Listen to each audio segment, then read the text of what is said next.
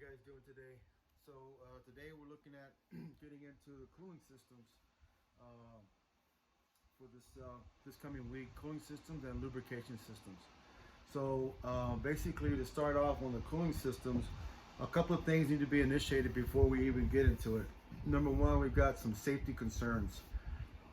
Number one, it's the possibility you can get second and third degree burns as the coolant temperature gets pretty hot, over 225 degrees Fahrenheit. So you can go up to 262, which is a head gasket thickness area, before it starts to give out.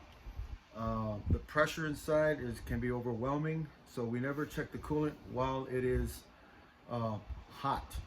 Okay, always do it at engine temperature.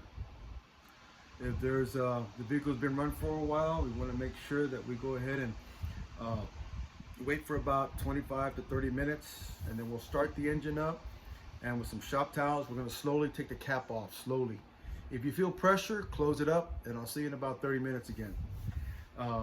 If not, then you can slowly open it up, and then only till the cap is off under no pressure, then you can go ahead and then shut the engine off, so you can continuously be able to monitor and check and do your inspection of the coolant system and the coolant level and the condition of the coolant. So also the other thing is a skin irritant. So it is carcinogenic, so we need to make sure we wash our hands frequently. So a couple of safety concerns on that. Normally we would put that on the board for you and kind of preface that so you can see that, but it is important to know that.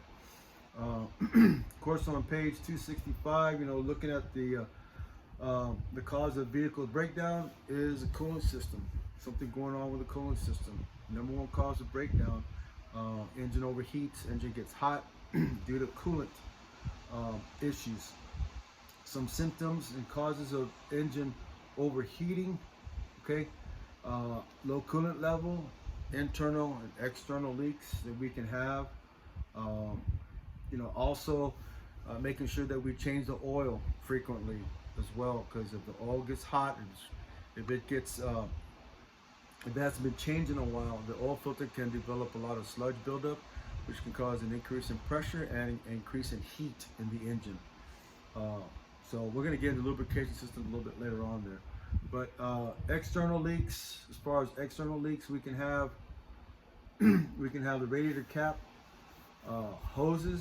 radiator hoses, the radiator, the water pump, the core plugs around the cylinder head area, externally and internally, but we'll get into that in a little bit. These are some of the things that can happen. Now, in regard to a radiator cap, externally it could leak, but you won't see anything exterior wise like coolant leaking, because it leaks as a steam pocket. So if you're losing coolant and having to put coolant every 2 weeks because it's getting hot on you, and you notice that there's no coolant leaks anywhere visibly, might want to check the radiator cap, because I've had a couple of issues before when I've had helped out a customer with a couple of symptoms where they were experiencing that, and then it was due to a radiator cap that's stuck open and not bent, it's just bending out completely. So you won't see it coming out of the tailpipe. You won't see it around the ground there in your driveway. It is going to be in a mist form, in a vapor format while you're driving. So just kind of keep that in mind. Internal leaks, we can have an intake manifold gasket leaking on us. Blown head gasket at 262. The head gasket starts to say, "Hey, it's time for me to give up here." So guys, kind of keep that in mind as far as temperature wise and checking it out. Causes of engines running too hot, but not ever overheating. Well, coolant fan. If you have a fan clutch type coolant fan between 25 and 30 miles per hour, at lower speeds, you can see the temperature rise up. Okay, so electric coolant fans are something we could check for.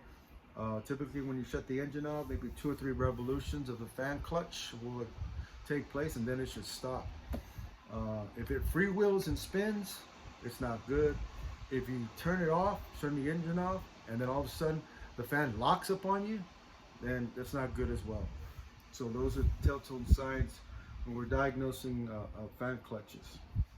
And there's a couple of demos that I'm going to be doing for you guys regarding this. So we'll look forward to that. I'll be going on Monday over to the lab to kind of do some demo videos. A clogged radiator at highway speeds. If the water tubes inside the radiator are clogged up, especially when you're driving at highway speeds, the temperature is going to go up. Okay, because there's not enough flow going through the small water tubes. So typically radiator problems will cause that to happen. The other thing can cause it, a partially stuck thermostat.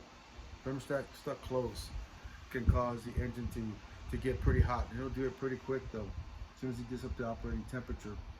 Serpentine belt could be slipping. So that's another thing we want to check, and that's one of our inspections that we need to check at first off, is a serpentine belt. Make sure we check it out, make sure there's no ribs cut on it. Check the indexing mark on our idler tensioner, make sure it's not off. So those are a couple of things that can be doing that. Engine, what causes engines to run below temperature? Stuck open thermostat can cause that. When the thermostat is stuck open all the way, that can cause that. And I'll, like I said, show you a couple of those demos regarding thermostat as well. The other thing is a faulty coolant temperature sensor. Okay, and then another one, of course, is if that temperature sensor is not working correctly, it's going to cause that fan to kick on all the time, even when the vehicle is cold, which is not good. It'll overcool the engine. Okay, and we don't want it to happen. It operates at a certain amount of temperature, depending on manufacturer. We'll talk about in the next lecture regarding cooling system and thermostats and operating temperature and what the thermostat looks like when it's fully open. We add 25 psi on top of that. Testing the fan clutch, like I said, a couple of ways we do that is make sure that when the engine shuts off, after it's warmed up, 2 or 3 revolutions, and then you should be done with that. Fan belt service, make sure we check the fans out. On page 267 kind of shows you the diagram of the fan belt and what it looks like. You've seen that happen before. Make sure if we see that the fan belt needs to be replaced, let's recommend it to the customer, because if not, if you're driving that fan belt breaks on you, it's about 4.5 feet, 4.5 to 5 feet tall. Now, cut it in half. So now we got an 8 foot to 10 foot fan belt. That's going to wrap around pulleys. That's going to cause the engine to lock up. Going to cause the water pump to mess up, and you do not want to go through the extra expense on that. So recommend it and check it out frequently. Aluminum products, of course, we can have electrolysis or corrosion of aluminum parts. We want to fix that ASAP. Typically 50-50 mixture to ensure that all electrical grounds are in place and clean and tight. Electrical grounds can cause a lot of electrolysis that leak through current flow going over to our radiator, and it will contaminate the cooling system. So we want to make sure we change the coolant at least about once a year. I like to do it twice a year personally, once in the spring and once in the fall and the winter time. But at least once a year is when we want to do it. Testing the coolant, we can do that with a visual inspection. If you get a voltmeter, you can check it out in volts, and it should be about 0.5 or less. If it becomes over 0.5 in the reading, that means the coolant is acidic and it is contaminated, and that will cause all kinds of problems with pit holes on your radiator, in your heater core, especially around the aluminum or block. Aluminum type of block will definitely cause a problem with that. So we want to make sure that we check that coolant and we do a good coolant flush on it. Okay. Hose replacement, we want to check the hoses as well. Make sure that we can grab the hose. If it's too soft and smudgy, then it needs to be replaced. Okay, that can cause some serious issues with them blowing up on the road. Of course, tightening rule, 4-step process. especially when we're dealing with a head gasket. We're doing something with replacing a cylinder head, and we get into this more in module 3. But if we have to remove it to replace it, we start from the outside in, and when we torque it, go inside out. If the manufacturer does not specify a certain way on how to detorque and to torque a cylinder head. I want to make sure we understand that part right there. Flushing without special tools. Of course, at the school we have a BG flush machine. On one of your assignments, you're to look at the BG CT4.